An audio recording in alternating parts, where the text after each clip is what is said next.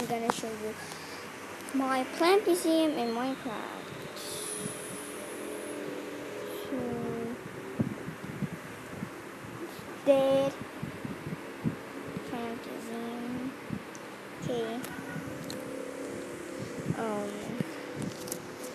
There. So here is my plant museum. So the crops are there, and trees are there, grass and saplings are there, and flowers are there. If you can see, we have every type of flower here,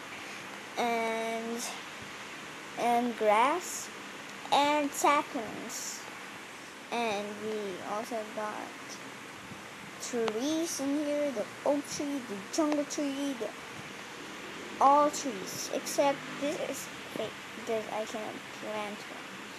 And let's go to the crops. We have crops. I'm sorry.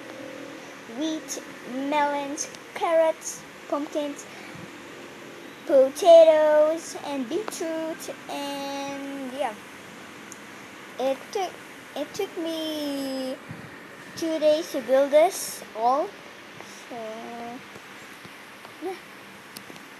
So I hope you like my plant museum. So please do leave a like, and subscribe to my channel. And I will see you guys later.